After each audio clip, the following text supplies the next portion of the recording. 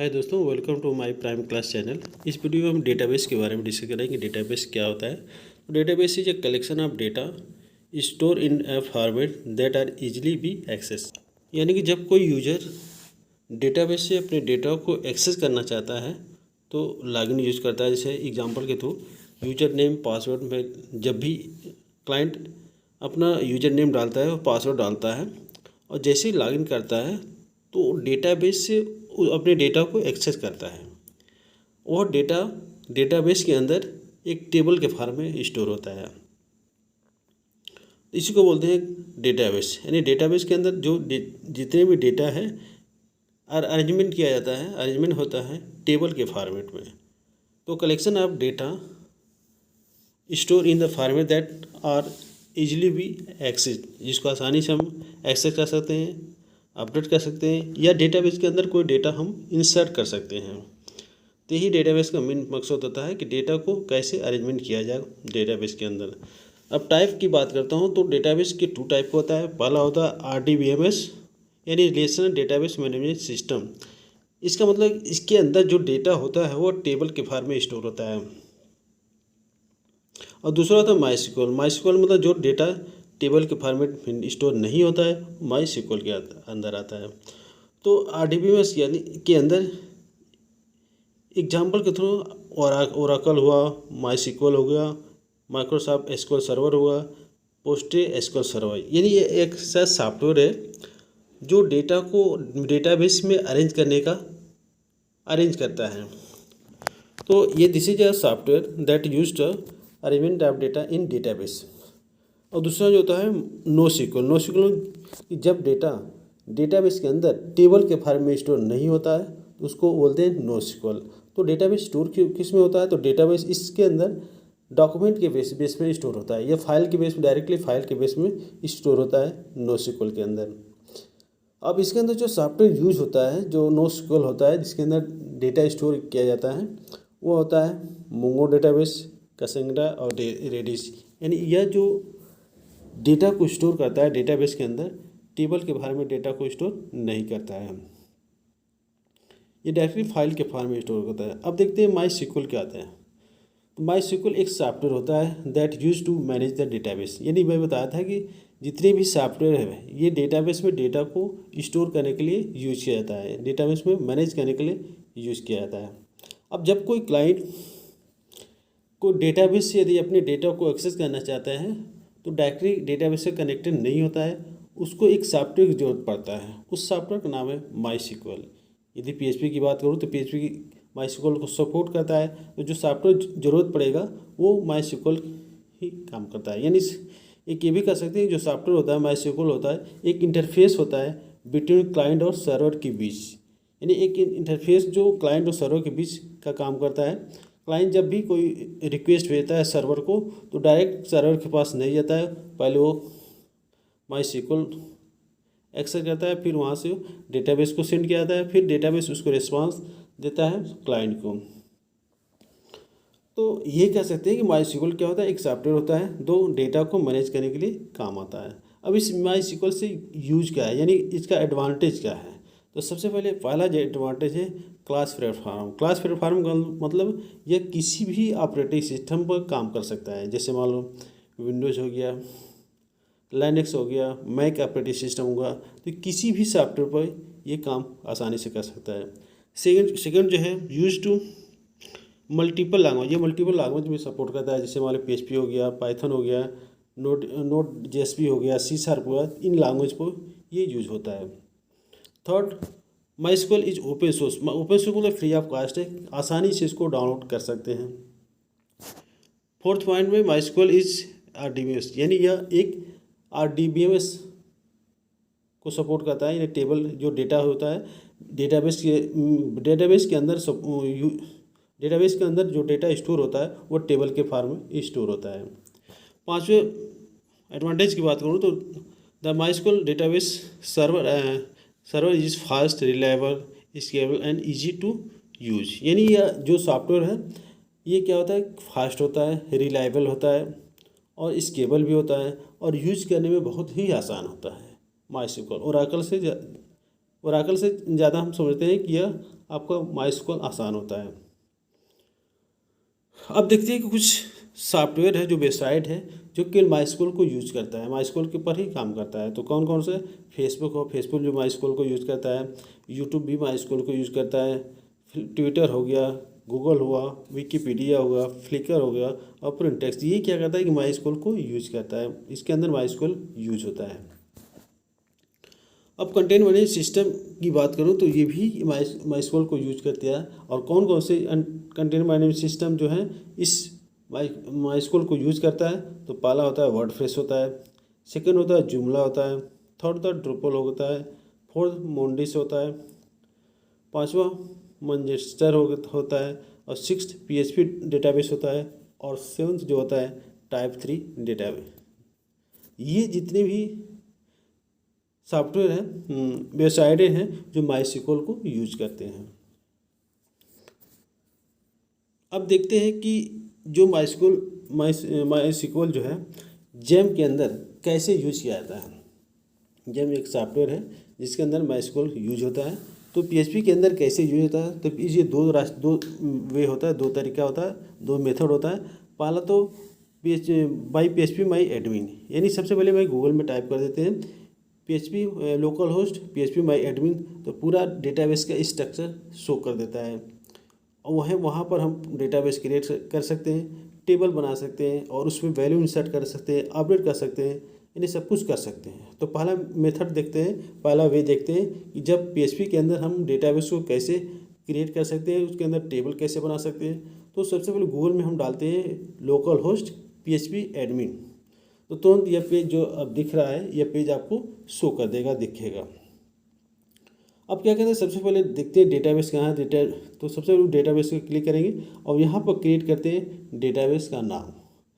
यहाँ पर डेटाबेस का नाम डालेंगे, जैसे क्रिएट करेंगे तो डेटाबेस हमारा ऑटोमेटिक बन के तैयार हो जाएगा। तो यहाँ हम डालते हैं डेटाबेस का नाम। तो जिस नाम से हम डेटाबेस को क्रिएट करना है वहाँ पर इस नाम टाइप करते हैं और क्रिएट पर क्लिक कर देते हैं। जैसे क्लिक करते हैं हमारा डेटाबेस बन के तैयार हो जाता है। तो मैंने क्रिएट कर दिया, अब देखो हमारा डेटाबेस बन के तैयार हो गया।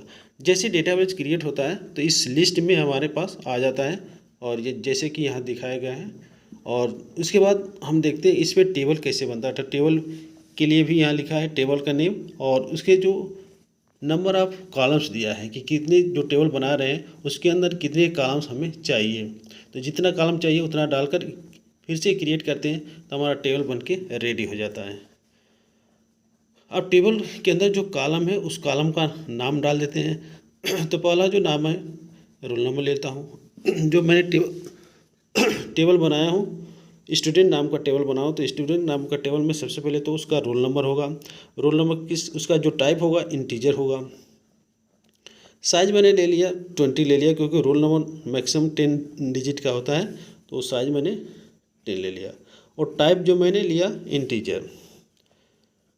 और इसको प्राइमरी की एज ए मान लेते हैं, बना देते हैं, क्योंकि रोल नंबर ही प्राइमरी की होता है। अब इसको नॉट नल और यहाँ से हम इसको प्राइमरी की बना देते हैं। प्राइमरी की बनाने के लिए हमें इसको सर्च करना पड़ेगा कहाँ है। ड्रैग एंड ड्रॉप करते हैं। अब देखते हैं यहाँ पर, यहाँ पर प्राइमरी की है, यानी यह जो रोल नंबर है इसी को हम प्राइमरी की बना देते हैं। ओके कर देते हैं, हमारा प्राइमरी की बन जाता है। जो दूसरा कॉलम है उस कॉलम में हम नेम लेते हैं कि स्टूडेंट का नेम ले लेते हैं। और पहला रोल नंबर तो दूसरा उसका नेम जो है वेर लेते हैं, क्योंकि उसमें कैरेक्टर होता है। और इसके साइज 255 ले लेते हैं बाय डिफ़ॉल्ट। उसके बाद दूसरा जो कॉलम है फादर्स नेम डाल देते हैं और उसका भी जो टाइप है वेर कर ले लिया, साइज वही सेम टू सेम डाल दिया। तीसरा मैं ब्रांच लेता हूँ, ब्रांच को भी मैं वेर कर बना देता हूँ और इसके साइज वही 255। लास्ट में लेता हूँ मोबाइल नंबर। तो इस डेटाबेस के अंदर, ये टेबल के अंदर जो स्टूडेंट नाम का टेबल ने बनाया था वहाँ पर हमने जो वैल्यू लिया वो कॉलम का नेम लिया, तो 5 ले लिया, पहला रोल नंबर लिया था, दूसरा नेम बनाया था, दूसरा फादर्स नेम, ब्रांच, और चौथा पाँचवा जो क्लास ले लिया था। इस तरह से हमारा टेबल बन के रेडी हो जाएगा। अब जैसे ही यहाँ पर सेव पर क्लिक करेंगे तो इस टेबल के अंदर जो कॉलम है बन के रेडी हो जाएगा। तो इस तरह से हम कॉलम को बना सकते, टेबल को बना सकते हैं। यहाँ दिखा दिया है स्ट्रक्चर इसका। इस सबसे पहले रोल नंबर है, तो रोल नंबर जो है प्राइमरी की है, नेम है, फादर्स नेम है, ब्रांच है और क्लास है। अब यहाँ से हम इसको डेटा को इस टेबल के अंदर डेटा को इंसर्ट कर सकते हैं, अपडेट कर सकते हैं, डिलीट कर सकते हैं और सिलेक्ट भी कर सकते हैं, उसके शो भी कर सकते हैं कि जो डेटाबेस बना है हमारा वहाँ से हम देख भी सकते हैं उसके कितने कॉलम में और कॉलम का नाम क्या है। तो ऐसे हम डेटाबेस बना सकते हैं, टेबल उसके अंदर टेबल बना सकते हैं, टेबल के अंदर हम डेटा को इंसर्ट करा सकते हैं। और कोई पहले से डेटा इंसर्ट है तो उसको अपडेट करना है तो अपडेट कर सकते हैं और डिलीट भी कर सकते हैं। तो ये होता है डायरेक्ट, यानी लोकल होस्ट, गूगल के अंदर लोकल होस्ट PHP माई एडमिन जैसे टाइप करेंगे तो ये पूरा आइकन हमको दिखेगा। अब यहाँ से हम इंसर्ट कर सकते हैं, इंसर्ट पर क्लिक करेंगे, इंसर्ट के लिए पूरा उसका रिकॉर्ड आएगा और केवल वैल्यू में उसका वैल्यू दे देते हैं। तो एक इस टेबल के अंदर एक रिकॉर्ड को मैं इंसर्ट करके दिखाता हूँ और इसका जो वैल्यू हम दे देते हैं। वैल्यू देने के बाद इसको जैसे सेव करते हैं या गो करते हैं तो हमारा जो डेटा होता है इस टेबल के अंदर स्टोर हो जाता है। अब इस तरह से जितने भी हमने कॉलम्स बनाया था उस कॉलम का वैल्यू, पर्टिकुलर वैल्यू दे देते हैं। पहला था रोल नंबर, सेकंड था नेम, उसके बाद थर्ड था फादर्स नेम, फोर्थ ब्रांच था और फिफ्थ जो है क्लास। तो जितने कॉलम है उसने उतना हम क्या करते हैं उसको वैल्यू इनिशियलाइज कर देते हैं।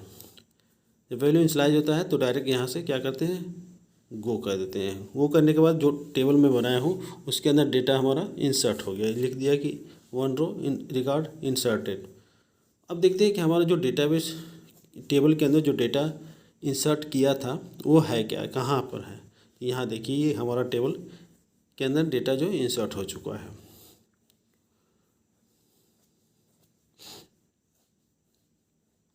इसको हम डिलीट भी कर सकते हैं। ऐसा नहीं कि हमने एक बार टेबल बना लिया, टेबल के अंदर जो रिकॉर्ड इंसर्ट करा लिया तो डिलीट नहीं, उसको डिलीट भी कर सकते हैं, उसको अपडेट भी कर सकते हैं।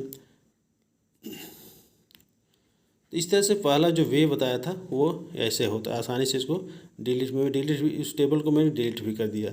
अब सेकंड वे जो बताने जा रहा हूँ वो CMD के थ्रू, यानी कमांड प्रॉम्प्ट के थ्रू हम डेटाबेस को क्रिएट करेंगे, टेबल को क्रिएट करेंगे और वहाँ पर वैल्यू को हम इंसर्ट करेंगे। तो इसके लिए हमें क्या करते हैं, CMD ओपन करना है, उसमें हमें CD स्पेस जैम के अंदर जाते हैं, जैम के बाद MySQL के अंदर जाते हैं, MySQL के अंदर बिन के अंदर बिन में जाते हैं, बिन के अंदर MySQL, फिर यूज़र नेम पास करते हैं, यूज़र नेम के बाद पासवर्ड ब्लैंक रखते हैं, पासवर्ड नहीं चाहिए, और होस्ट के अंदर हम लोकल होस्ट डाल देते हैं। तो स्टार्ट करते हैं कमांड प्रॉम्प्ट। अब यहाँ MySQL के अंदर बिन गया, बिन के अंदर MySQL, फिर अब यहाँ पर यूज़र जो हमेशा रूट होता है, पासवर्ड कुछ नहीं होता है, पासवर्ड ब्लैंक रखते देते हैं, और होस्ट हमारा लोकल होस्ट होता है। इतना करने के बाद जैसे हम इंटर प्रेस करते हैं तो हमारा जो सेटअप जो है कंप्लीट हो जाता है। इंटर पासवर्ड में ब्लैंक बताया था। अब यहाँ पर हम चेक करते हैं कि क्या इसके अंदर डेटाबेस है कि नहीं है। तो यहाँ लिखते हैं टाइप पर शो डेटाबेसेस और सेव ए कॉलम। जैसे इतना लिखने के बाद हम प्रेस करते हैं तो यह शो कर देता है कि डेटाबेस इसके अंदर बन चुका है। कॉलेज के नाम से है, बहुत सारे हैं, MySQL के नाम से, तो पहले से डेटाबेस बन चुका है। यदि नहीं बना रहेगा तो अपने से भी हम नया डेटाबेस बना सकते हैं। तो यहाँ मैंने खुद एक नया डेटाबेस बनाते हैं। तो डेटाबेस बनाने के लिए लिखते हैं क्रिएट डेटाबेस और डेटाबेस का नाम लिखते हैं।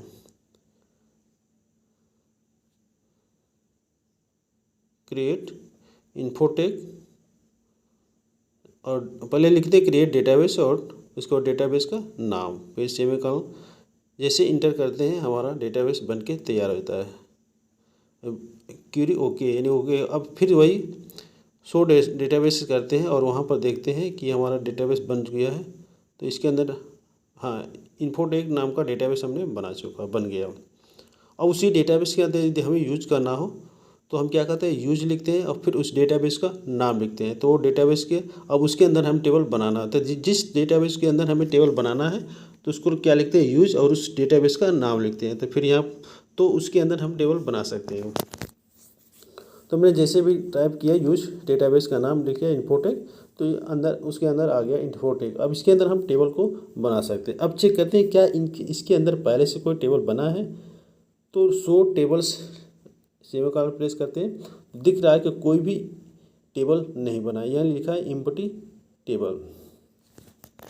तब इसके अंदर टेबल क्रिएट करते हैं। तो इसके लिए क्रिएट टेबल और टेबल का नाम डालते हैं।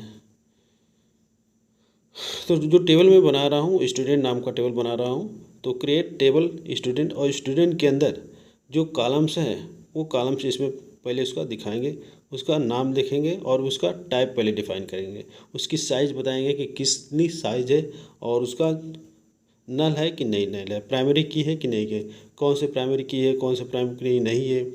तो इससे पहले तो मैंने वेरिएबल डिफाइन करते हैं। पहला होता है रोल नंबर इंटीजर में होता है और उसको देखते हैं नॉट नल। और इसी को हमने क्या बना दिया, प्राइमरी की बना दिया। सेकेंड जो कॉलम बना रहा हूँ या वेरिएबल बना रहा हूँ, उस वेरिएबल का नाम है नेम, और इसको वेरिएबल दे रहा हूँ क्योंकि नेम जो है कैरेक्टर में होता है। इसको वेरिएबल कर दिया, उसके साइज मैंने 50 कर दिया। नॉट, इसको भी नॉट नल डाल देते हैं। और फिर इसके बाद मैं डालता हूँ ब्रांच लेता हूँ। ब्रांच भी हमारा क्या है कि वेरिएबल है, इसको भी मैं वेरिएबल ही डाल देता हूँ और देखते हैं क्या दिक्कत है।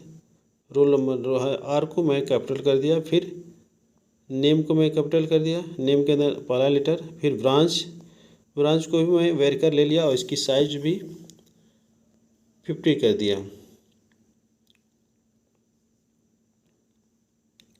उसके बाद क्लास लेते हैं। क्लास को भी हम वेरिएबल भी ले सकते हैं या इंटीजर भी ले सकते हैं, तो मैंने वेरिएबल ही ले लिया है।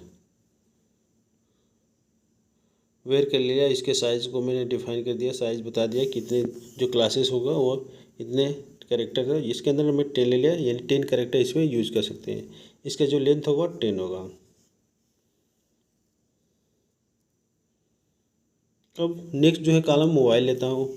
मोबाइल को भी मैंने वेरिएबल ले लेता हूँ और इसकी साइज़ में 10 देता हूँ कि मोबाइल नंबर अक्सर 10 डिजिट का होता है। तो इस तरह से हमें जो टेबल है, टेबल के अंदर कॉलम्स बनाना है या वेरिएबल्स बनाना है, उसको हमने क्या किया, डिफाइन कर लिया। अब टेबल बन के हमारा प्रिपेयर हो गया, कंप्लीट हो गया। अब देखते हैं शो टेबल्स, और टेबल्स के अंदर उस डेटाबेस के अंदर हमारे टेबल बन गया है, स्टूडेंट नाम का टेबल क्रिएट हो गया है। अब इस टेबल का यदि हमें स्ट्रक्चर देखना हो तो डिस्क्रिप्टर और टेबल का नाम डालना है। तो DESC और इसके बाद टेबल का नाम टाइप करके जैसे ही इंटर प्रेस करते हैं तो टेबल का पूरा स्ट्रक्चर आ जाएगा कि उस टेबल के अंदर कितने कॉलम हैं, उसका टाइप क्या है, उसका साइज़ क्या है। तो यहाँ हमने देख लिया, ये पूरा शो कर दिया टेबल का स्ट्रक्चर कि पहले रोल नंबर है, उसका साइज़ टाइप इंटीजर है, उसमें मैं 20 साइज़ डिफाइन कर दिया, फिर नेम है, ब्रांच है, क्लास है और मोबाइल नंबर है। अब देखते हैं कि इस टेबल तो बन गया, उसमें हम इन डेटा को इंसर्ट कैसे करते हैं। तो डेटा को इंसर्ट करने के लिए कमांड होता है इंसर्ट कमांड, इंसर्ट इनटू, और टेबल का नाम होता है। टेबल का नाम सबसे पहले उस कॉलम का नाम रहते हैं जो टेबल के अंदर कॉलम पहले से फिक्स होता है, फिर उसके वैल्यूज़ उसी के रिस्पेक्ट हम क्या करते हैं, उसके वैल्यू को असाइन कर देते हैं। तो इंसर्ट इनटू और टेबल का नाम लेते हैं, टेबल का नाम हमारा स्टूडेंट है, उसके अंदर सबसे पहले वेरिएबल को डिफाइन करते हैं जिनका वैल्यू हमें इंसर्ट कराना है। तो सबसे पहले रोल नंबर है, उसके बाद नेम है, ब्रांच है, उसके बाद क्लास है, क्लास के बाद हम मोबाइल नंबर को डाल देते हैं। इतना कॉलम का नेम है जिसका वैल्यू हमें इंसर्ट कराना है। अब वैल्यूज स्पेस से लेकर वैल्यूज डालते हैं। तो रोल नंबर हमारा पहले रोल नंबर होगा। तो जितने ही इंटीजर पार्ट है उसको हम सिंगल कोट में नहीं लिखते हैं, लेकिन जो वेरिएबल पार्ट है यानी वेर कैर है उसको हम सिंगल कोट में लिखते हैं। तो मैंने रोल नंबर 11 ले लिया और इसका नेम ले लेता हूँ, इसको सिंगल कोट में लिखते हैं। और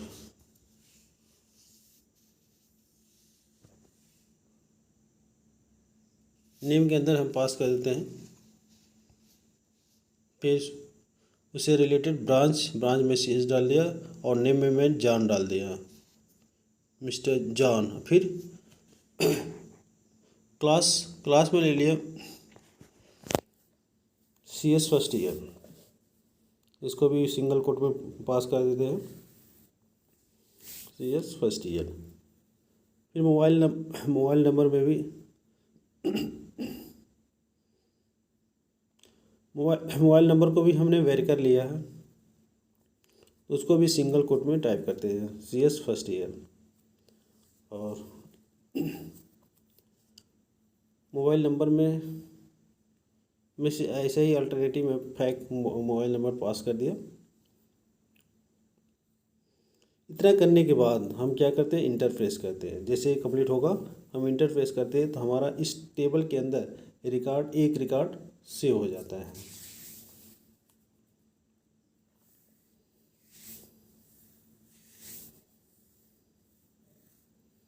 अब इस टेबल के अंदर एक रिकॉर्ड हमें सेव कर दिया। अब इस रिकॉर्ड को देखना हो तो सिलेक्ट स्टार फ्रॉम और उस टेबल का नाम टाइप करके जैसे इंटरफेस करते हैं तो उस टेबल के अंदर ये रिकॉर्ड हमारा सेव हो जाता है। तो ऐसे हम किसी टेबल के अंदर रिकॉर्ड को सेव कर सकते हैं, इंसर्ट कर सकते हैं। तो इंसर्ट करने के लिए इंसर्ट कमांड का यूज़ करते हैं। ये तो सिंगल रिकॉर्ड था, यानी टेबल के अंदर एक सिंगल रिकॉर्ड को हमें इंसर्ट कराना हो तो ऐसे कर सकते हैं। यदि मल्टीपल रिकॉर्ड इंसर्ट कराना हो तो इंसर्ट इनटू टेबल का नाम रहेगा, फिर वेरिएबल के नाम, जिन वेरिएबल के डेटा को हम इंसर्ट करना है तो वो डालते हैं। फिर वैल्यूज़ में हम कई सारे वैल्यू लेते हैं, कामा करके वैल्यू को डालते रहते हैं। जितना हमें रिकॉर्ड बनाना है उतना वैल्यू करके उसमें वैल्यू को पुट करते रहेंगे और लास्ट में जब फाइनल हो जाएगा तो वहाँ पर हम क्या करते हैं, उसको इंटरफेस कर देते हैं। तो मल्टीपल रिकॉर्ड के लिए वही इंसर्ट कमांड यूज करते हैं। इंसर्ट इनटू टेबल का नाम यानी स्टूडेंट, रोल नंबर है, नेम है, ब्रांच है, क्लास है और मोबाइल है। तो एक बार जो रिकॉर्ड मैं सेव कर दिया था उसी से हम दूसरा रिकॉर्ड सेव कर देते हैं उसी टेबल के अंदर। अब यहाँ पर मैं रोल नंबर चेंज कर दिया, 12 कर दिया और यहाँ पर मैं इसी तरह से उसी के रिस्पेक्टेड नेम भी चेंज कर दिया। क्लास सोनी, यानी नेम में मैंने सोनी डाल दिया और क्लास में वही रहने देते हैं। ब्रांच में मैं CS फर्स्ट ईयर ही रहने देता हूँ। मोबाइल नंबर में मैं थोड़ा एडिट कर देता हूँ। ये हमारा सेकंड रिकॉर्ड कंप्लीट हो गया।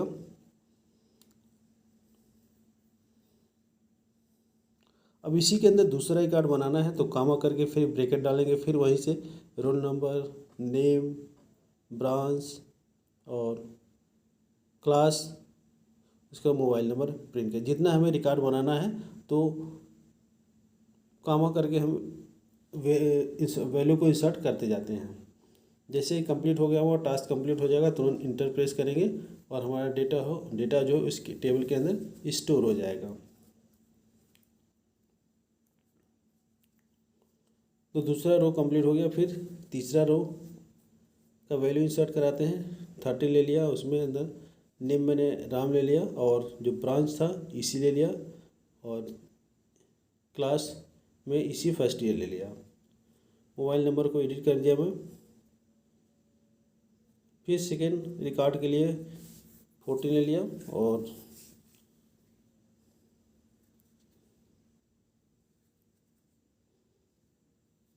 नेम हरी,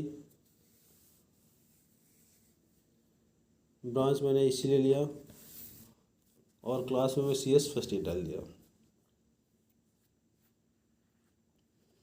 मोबाइल नंबर ऐसे ही ले लेता हूँ।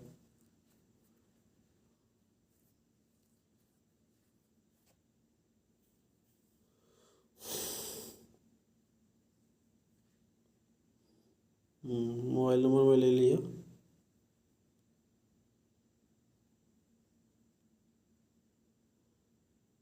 एक और रिकॉर्ड इंसर्ट करते हैं। तो ये रिकॉर्ड यानी 15 है। इसके अंदर नेम के अंदर मैं वैल्यू पास कर देता हूँ और ब्रांच है, क्लास है। इस तरह से जितना भी हमें रिकॉर्ड बनाना है उतना काम करके वैल्यू को डालते जाते हैं और हमारा रिकॉर्ड इंसर्ट हो जाएगा। एक ही बार हम मल्टीपल रिकॉर्ड को इंसर्ट करा सकते हैं।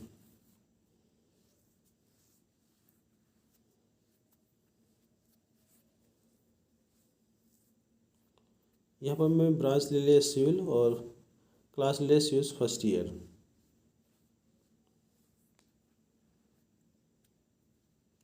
और यहाँ मोबाइल नंबर डाल देता हूँ।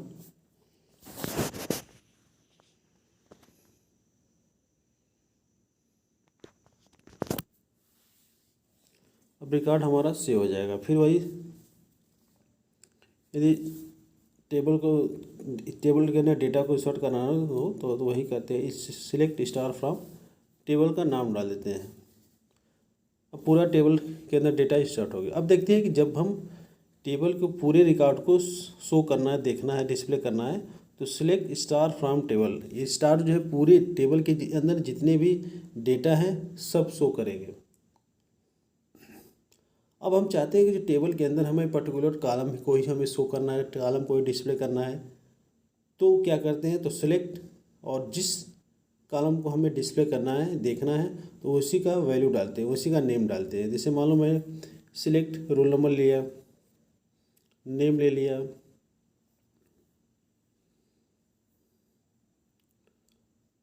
हाँ। अब इस टेबल से केवल हमें रोल नंबर चाहिए और नेम चाहिए स्टूडेंट, तो वही शो करेगा। तो कोई ज़रूर नहीं है कि जितना हमें टेबल के अंदर कॉलम बनाया है पूरा का पूरा है, उसमें से हम जिसको चाहेंगे उसको डिस्प्ले कर सकते हैं। अब नेक्स्ट जब मैं देखता हूँ तो उसमें रोल नंबर ले लिया, नेम ले लिया और मोबाइल ले लिया। तो इसके करने से इस टेबल से केवल 3 कॉलम ही डिस्प्ले होगा, बाकी डिस्प्ले नहीं होगा। तो ये 3 कॉलम डिस्प्ले हो गया। तो जब जितनी ज़रूरत के हिसाब से जिसको हमें डिस्प्ले करना है उसको हम डिस्प्ले कर सकते हैं।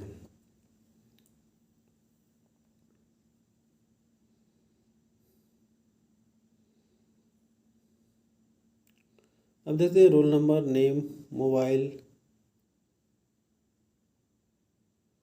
और हम पर्टिकुलर कोई रो को डिस्प्ले करना चाहते हैं। अभी तो मैं केवल कॉलम को डिस्प्ले करना चाहता है कि जो 4-5 कॉलम था उसमें से जिस कॉलम को हमें डिस्प्ले करना है तो उस कॉलम को हम डिस्प्ले कर सकते हैं। उसी तरह से यदि टेबल के अंदर केवल पर्टिकुलर रिकॉर्ड को यदि डिस्प्ले करना है तो वो भी हो जाएगा। उसके लिए क्या करते हैं कि select name mobile number from student where roll number 30। ये 13 नंबर का जो रिकॉर्ड है, रोल नंबर का जो रिकॉर्ड है उसमें से केवल हमें नेम पास करना है और उसका मोबाइल नंबर को सर्च करना है।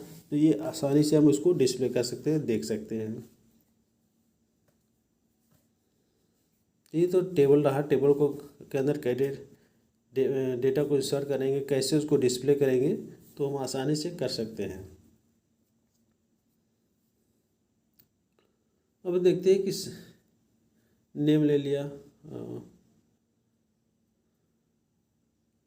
हाँ। अब टेबल का कोई पर्टिकुलर रिकॉर्ड को यदि डिस्प्ले करना हो तो वो भी कर सकते हैं वेयर कीवर्ड का यूज़ करके। तो यहाँ पर हमने देख लिया कि टेबल को कैसे बनाया जाएगा। टेबल के अंदर वैल्यू को इंसर्ट किया, वैल्यू इंसर्ट करने के बाद उसको कैसे हमें डेटा को डिस्प्ले करना। अब देखते हैं अपडेट कैसे करना है। कि मान लो टेबल कोई रिकॉर्ड के अंदर चेंजिंग करना है तो क्या करते हैं, तो उसके लिए अपडेट कमांड का यूज़ करते हैं। अपडेट टेबल नेम और सेट कॉलम, जिस कॉलम को हमें अपडेट करना है उस कॉलम के अंदर वैल्यू को पास करते हैं। वेयर कंडीशन लगाते हैं, वेयर कंडीशन का यूज़ करते हैं। तो इसको एग्जांपल के थ्रू देखते हैं कि कैसे हम अपडेट कर सकते हैं किसी रिकॉर्ड को, टेबल के किसी रिकॉर्ड को। तो अपडेट कमांड का यूज़ करते हैं।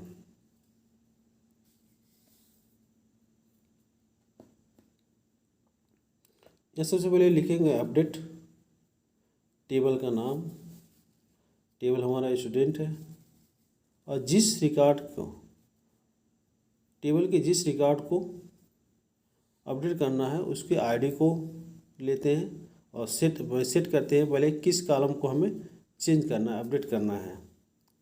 तो अपडेट कॉलम टेबल में यानी सेट स्टूडेंट और सेट करते हैं और उस कॉलम का नाम डालते हैं जिनके कॉलम को वैल्यू को चेंज करना है। तो सेट और मोबाइल नंबर को हमें चेंज करना है, मोबाइल नंबर का जो वैल्यू है वो हमें चेंज करना है। तो यहाँ पर दोबारा से वैल्यू जो अपडेटेड नंबर है वहाँ पर यहाँ पर वैल्यू को पेस्ट करते हैं यानी टाइप कर देते हैं। और यह मोबाइल नंबर किस रो के किस रिकॉर्ड के अंदर हमें चेंज करना है, तो वहाँ उसके बाद कंडीशन लगाते हैं वेयर और रोल नंबर 13, यानी जिस रिकॉर्ड का रोल नंबर 13 है उसके मोबाइल नंबर को हमें अपडेट करना है। तो यहाँ इतना करने के बाद जैसे हम इंटर प्रेस करते हैं तो हमारा जो आउटपुट है वह वहाँ पर चेंज हो जाता है। तो ये कमांड भी कंप्लीट हो गया। अब इसको एग्जीक्यूट कराते हैं तो ये हमारा अपडेट हो गया, सक्सेसफुली हो गया।